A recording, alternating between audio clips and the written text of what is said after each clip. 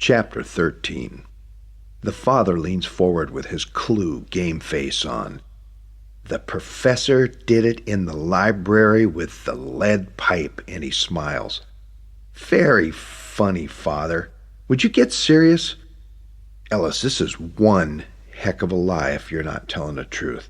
I think you need to figure out who KPD is. This is a big clue, Ellis. Definitely something that should not be overlooked.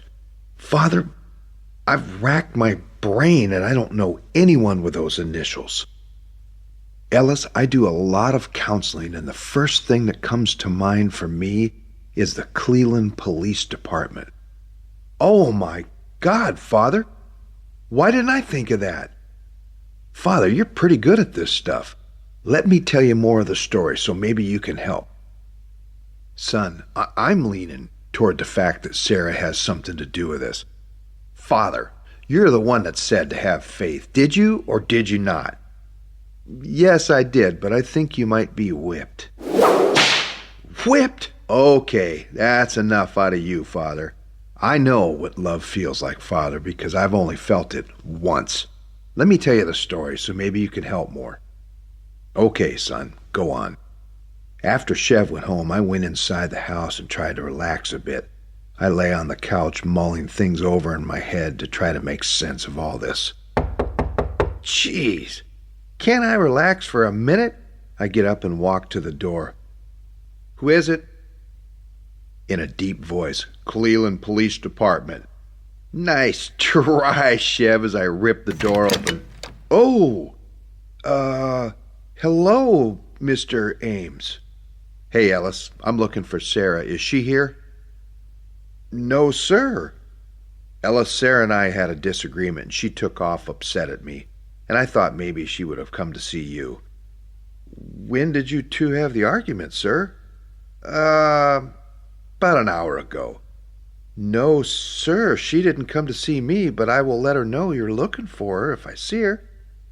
I appreciate that, Ellis. Ellis, while I have you heard anything about the missing Robinson girl? Nervously, I answered, No. Ellis, I need to know immediately if you do, because I think some seriously bad people are behind this, and I think I can help the situation. For a minute there, he almost seemed like he was human and vulnerable. But I was at a point where I had trust in no one for any reason. I closed the door and took a step in thought as I walked with hesitation. How did he know where I lived? I guess he can look me up. He is a cop, after all. I felt hungry, so I went to the kitchen. I opened the fridge, and just nothing looked appealing. Lord, what does he want now? I walked to the front door, quietly expressing my frustration in a grumble. I didn't even ask this time. I just opened the door. Sarah! Ellis. Sarah lunged forward and hugged me tightly. I'm so sorry for what I said, Ellis. It really was something I never meant to do. I don't even know why I said his name. I just have a lot going on right now, and I'm very confused. I understand, Sarah. Do you want to come in? She grabbed my hand and walked in the house. Sarah, your dad was just here, and he was pretty upset. He wants you to call or contact him right away. He said you two had a disagreement and you left upset. Ellis, what did he tell you? Sarah seemed upset that he might have told me something. Sarah, he didn't tell me anything. Are you sure, Ellis? Yes, I'm sure. Sarah, you know you can tell me anything. You don't have to hide things. Ellis, I'm just really confused. Sarah, finish your thought. You just what, Sarah? Let's sit down, Ellis. Oh, great, the big breakup talk? No, Ellis, it isn't. Things are just moving too fast for me, Ellis. I thought you liked me, Sarah. I do, Ellis, much more than feels safe to me. My feelings scare me. I am very afraid I'm going to get hurt. Plus, what I'm about to tell you may change everything between us.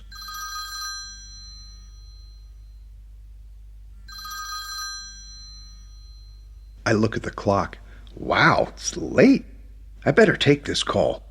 Sarah stopped talking. I walked into the kitchen and picked up the phone. Hello?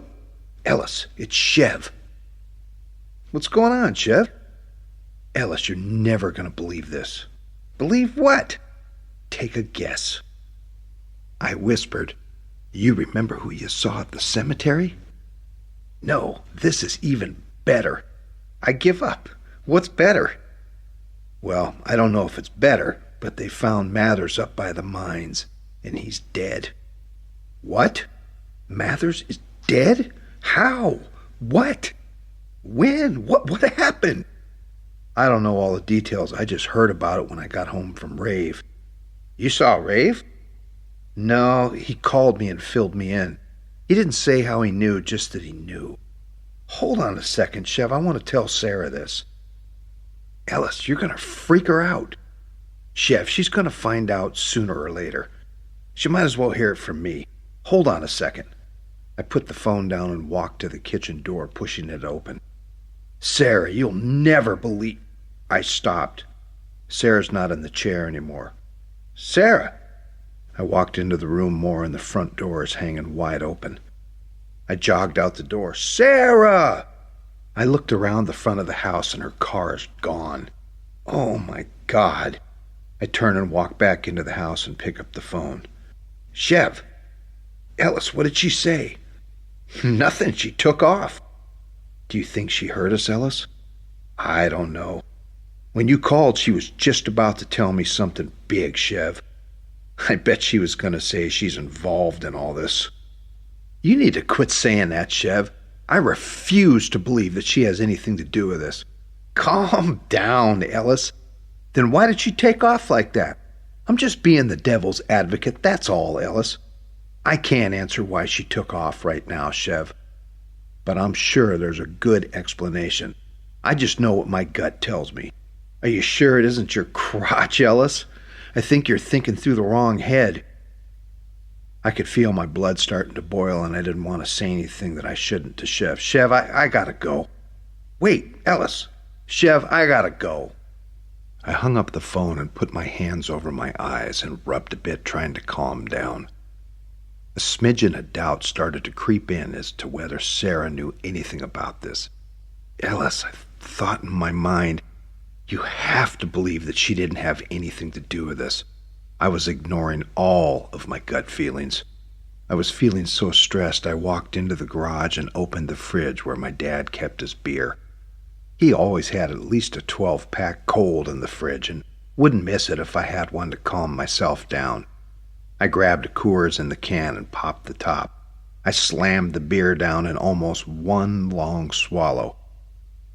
I crunched a can to release a little more stress. My mind was just swirling with thoughts, and none of it made any sense. It was late, so I grabbed one more beer and headed for my bedroom. I opened the beer and took a sip. I was starting to feel a little bit buzzed from drinking the first one so fast. Plus, beer always made me tired. I lay on my bed, and before long, I was sound asleep. Ellis, wake up. It felt like a dream. Ellis, wake up. I focused and could see my mom leaning over me. Ellis, get up. You're going to be late for school. Ellis, what are you doing drinking a beer? Ma, give me a break. I gave her the big old attitude because I had a slight headache. Listen to me, Ellis. Do I really need to tell your father about you drinking his beer? Ma, I'm sorry. No, you don't. I was just stressed, and it helped me go to sleep.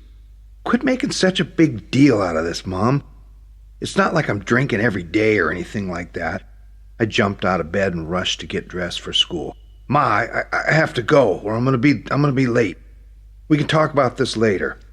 I knew my mom wouldn't bring it up again, so I got out of Dodge as fast as I could. As I walked out the front door, I ran my tongue across my teeth, and they had that not brushed, rough feeling, and I could tell that I had pure carcass breath, but I didn't care. I needed to get to school to hopefully talk to Sarah. I parked in the student lot and practically ran to the quad area. I saw Lori standing there by the big tree. Lori, have you seen Sarah? No, no one has. I haven't heard much from her since she started seeing you. I was in no mood for this from her. Thanks, Lori. Lori kept talking, but I just continued walking toward my locker. Ellis! Ellis! I turned and Rave was jogging toward me. Ellis, did you hear? Did you hear? Yes, I heard, Rave. I didn't like Bo, but I didn't wish that for Mathers. Well, maybe I did. You know what I mean, Rave. Rave shook his head out of breath. No, not about Mathers. Well, that too, but you better sit down. You know what, Rave? I don't know if I can take much more. Just tell me. I heard that Sarah's pregnant. What? I said, Ellis, I heard what you said, Rave. I grabbed Rave by the shoulders and shook him. Where did you hear this, Rave? Tell me. Where you heard this. I swear I'll kick your ass if you don't start talking. Ellis, I heard it from my mom. She has a friend that works at Planned Parenthood, and I guess Sarah's dad really lost his mind about the whole thing and made a big scene. Holy crap, he knows? I'm so dead. Why would you be dead, Ellis? You think you're the dad? I grabbed Rave by the shirt. What the hell's that supposed to mean, Rave? I clinched even tighter. I'm just saying, are you sure you're the father? Yes, I'm sure, Rave. I wonder why she didn't tell me. Maybe that's what she was so upset about. Ellis, I also heard that her dad wanted her to get an abortion right then and there, and they had a big disagreement. Rave, you better start talking, because I think you know way more about this thing than you're saying. You were way too eager to help me with Clarice. Ellis, what's a friend supposed to do? I mean, you'd do the same thing for me, wouldn't you?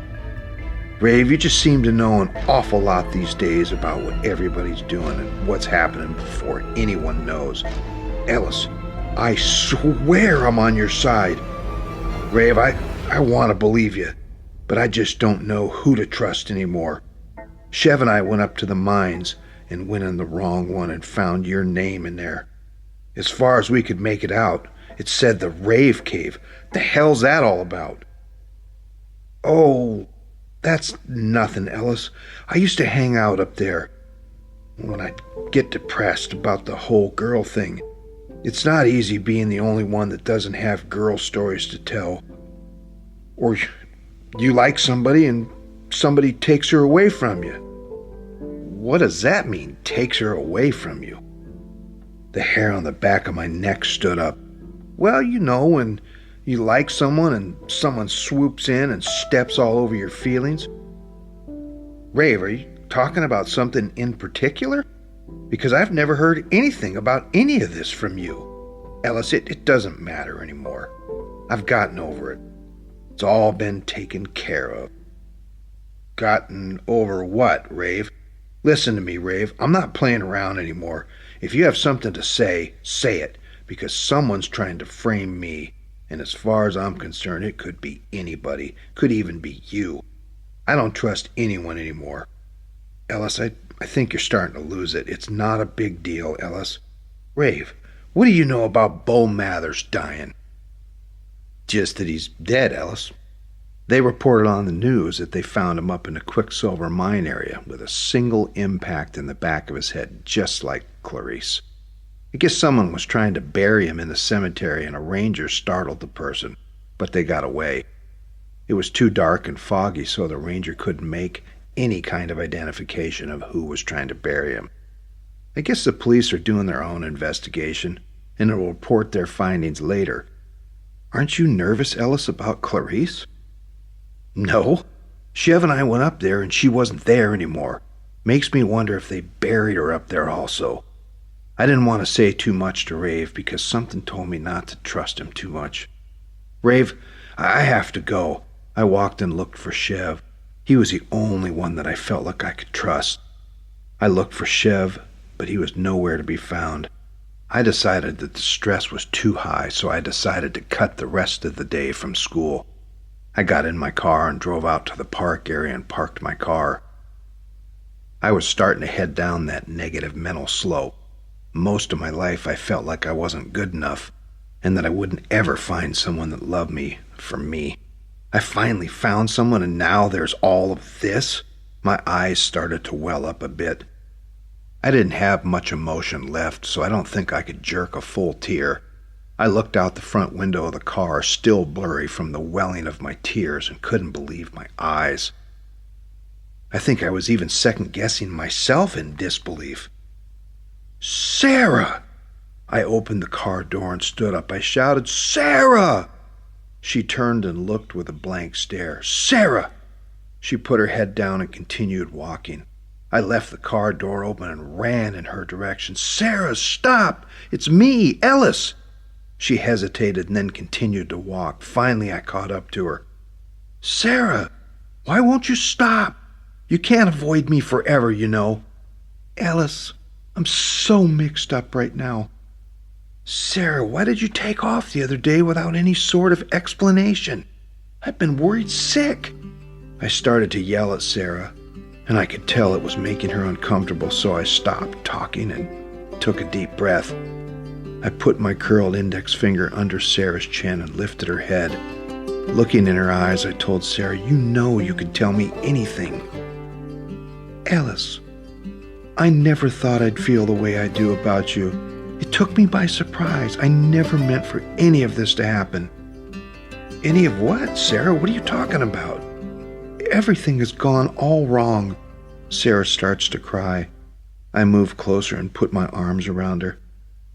"Sarah, it'll all work out, I promise." I kissed her on the forehead. "Sarah, you're not in this alone." "Ellis, when you hear what I have to say, this'll change your mind, and that scares me." Tears started to flow from Sarah's eyes. "Sarah, I'm frightened too, but I'm going to step up and do the right thing. I know we've only known each other for a short time, but when it feels right, it feels right. You know, Sarah, we don't have to get married right away." "Married? Ellis, what are you talking about?" "Well, Sarah, I heard that you might be pregnant." "Oh my God, Ellis, and you think this is your baby?" "It's not, Sarah?" "Well, there's a good chance that this might be Beau's baby." "Fuck! I knew it! I knew you were with him." "Ellis, it's not like you think." "Sarah, you're killing me inside. What do you mean it's not like I think? You might be pregnant with a guy that I hate the most, and it's not like I think?" Sarah reaches to grab my hand, and I yank my hand away. "I can't believe this shit. Chev was right about you." "Ellis, you have to listen to me. I slept with Beau before I met you. I always thought I wanted to go out with him, but by the time I found out what a jerk he was, it was too late. I had already slept with him. Ellis, you have to believe me when I say I never expected to meet you." "Sarah, how do you know the baby's not mine?" "Well, I don't know for sure now if it's yours or his. The doctor guesstimated conception time, and it was about the time I was with Beau. I felt a rage inside of me like I'd never felt before. I wanted to be angry, but I also had a feeling of loss and insecurity as well. Sarah, I need a minute to let this all sink in." I started to clench my fists, pace a bit back and forth. Sarah stood in front of me so meek, innocent, with tears in her eyes and running down her face. I couldn't let my jealousy overcome the moment. I reached for Sarah's hand. Sarah lifted her hand and wiped her running nose, and then used her finger to swish the tears away from her eyes. Sarah put her hand in mine, and I looked into her eyes. "Sarah, we can work this out together. There is still a chance the baby's mine." "Ellis, we hardly know each other. How could that ever work? My dad will never go for that. He wanted me to get rid of the baby as soon as he found out." "Well, I don't know, but what I do know is that my parents were only together 3 months and my mom became pregnant with me. They got married. They've been very happy together. I guess I'm saying that no one knows what'll work, that'll make a marriage work or not. Ellis, what if it's not your baby? Could you really raise Beau's baby?" "Sarah, let's just take one day at a time. Then we'll go from there. Plus, with Beau dead, I don't know how much that'll matter." What do you mean, with Bo dead? I looked at Sarah puzzled and realized that she must not have heard me on the phone when I was talking to Chev. Sarah, I have some bad news. They found Bo dead up in the mines, cemetery. Sarah cried even harder. Oh my God, Bo's dead? Sarah hugged on me really tight. I felt torn in my head because I wanted to comfort her, but she was crying about Bo, and that pissed me off. Sarah must have sensed that I was a bit irritated about the situation because I wasn't really reciprocating the hug.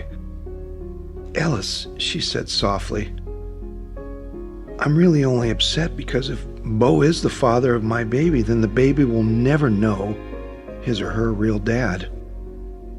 That one sentence was a very profound moment because I actually got what she was trying to say. I didn't care that I wasn't ready. I only cared that I might be responsible for a little life. I was feeling so good that I forgot all about Clarice and all my other troubles. Sarah, you have to go home. Your dad's worried sick. Ellis, I don't want to. He's so irrational. I tried to talk to him, but he doesn't listen to anything that I have to say. He keeps saying how embarrassing it is for him, and that this would never happen if I hadn't met you. Me? What about Bo? I never told him about Bo, so he thinks you're the father.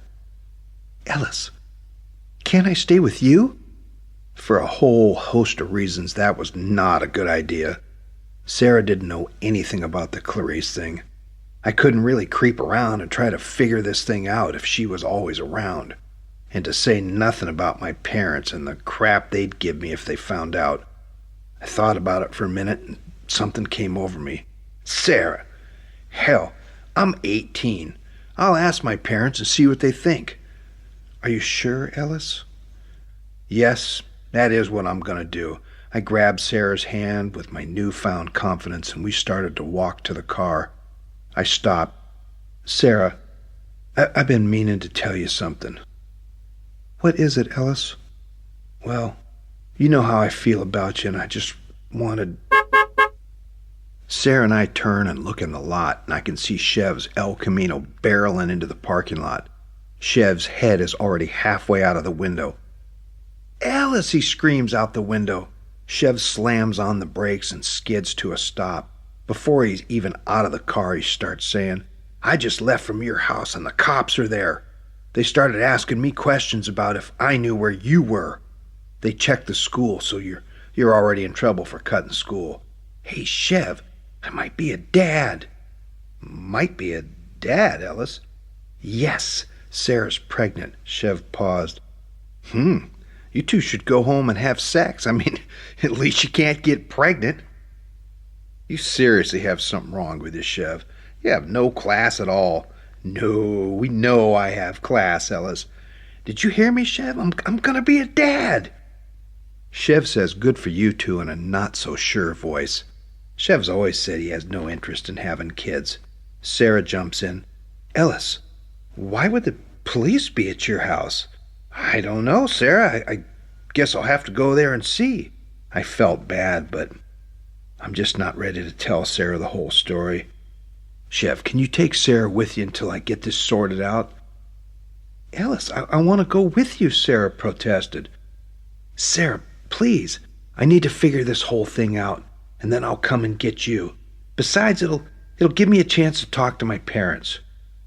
All right, Ellis, if you think it's best. Is that okay, Chev, if she goes with you? Sure, I have nothing better to do, Chev rolls his eyes. I leaned over and kissed Sarah on the cheek. What about me? Chev said with a smile. You'll get nothing and like it. I draw the line on kissing boys. Hey, Chev, thanks for taking her.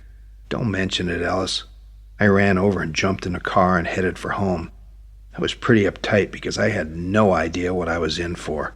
As I drove home, I turned all the new developments over in my head and I started to feel a bit uneasy. All the new things that should bring an everyday person joy were starting to give me second thoughts about going home. I pulled over to the side of the road and started thinking about everything. What if I go to prison? I'll never see my baby. I won't be able to see Sarah. And I'm not sure that I can have a child in this world and never be allowed to even hug or touch my baby. I could feel myself starting to well up again, which to me is just insane because I was so self-protecting. When you grow up in a family that doesn't really express emotion, you learn how to hold things in. I was swirling with all sorts of emotions, and I could feel that rage coming back again, too. A voice inside said, "I'll be damned if I'll let someone take everything away from me when I had nothing to do with this." I slammed my foot on the gas, and the tire spun in the dirt gravel shoulder of the road. The tires squealed as they hit the pavement, and the back of the car fishtailed and then straightened. I was going home to stand up for me and my family. I turned onto my street. I started to feel my anxiety rising. "You can do this, Ellis," I reassured myself. I could see at least 3 police cars. One was in my driveway and the other 2 parked along the street. I parked across the street and climbed out of the car, looking at my house for any activity. I walked to the front door and slowly opened it. As I walked in, an officer leaned his head out of the kitchen area and said, "Yep, it's him, Sarge." The officer motioned for me to come into the room. I walked in, and right away I could see my mom with her hands over her face and her elbows on her knees. She looked up for a second, and she looked awful. She had obviously been crying very hard and been rubbing her eyes because they looked so puffy. My dad yelled from the corner of the room, "Ellis, what do you know about this? You little son of a bitch, you better start talking." The officer stepped toward my father and put his hand out. "Sergeant, would you like us to take Ellis into another room?" said an officer. "Yeah, bring him into the living room." I sat down in the high-back chair, and the officer stood by the kitchen door watching me. The sergeant walked in, asked if I was comfortable. "Yeah, I'm fine." "Ellis, that is your name, right?" "Yes, it is, officer." "What do you make of all this, Ellis?" I wanted to just blast him with everything I knew, but something told me not to. I lowered my voice. "Make of all what?" "Well, do you know we found the body and the hammer?" I stared right back at the sergeant, didn't blink, not even once. "Sergeant, I don't know what the hell you're talking about." "I think you do, Ellis. Has your father ever been aggressive with you, Ellis?" "The hell kind of question is that?" "Has your father ever lost control of his anger?" "Officer, what are you getting at?" "We traced the fingerprints on the handle of the hammer, and some match your father's. We believe that the hammer was the murder weapon." "Wait a minute, officer. You believe that my father had something to do with that girl's murder?" The officers both looked at me with a confused look. "Girl? I'm talking about the death of Bo Mathers." My face became flush, and I stammered a bit with my response. "What girl are you talking about, Ellis?" I don't know. I guess I was confused about what you were asking me." For some reason, I blurted out, "Don't I get a lawyer or something?" "A lawyer for what? I'm just asking you questions." I felt that tough side of me again. "Yes, but you're asking me questions about my father, and I don't feel right about answering questions that might get him in trouble. I have rights, you know," as I waved my index finger.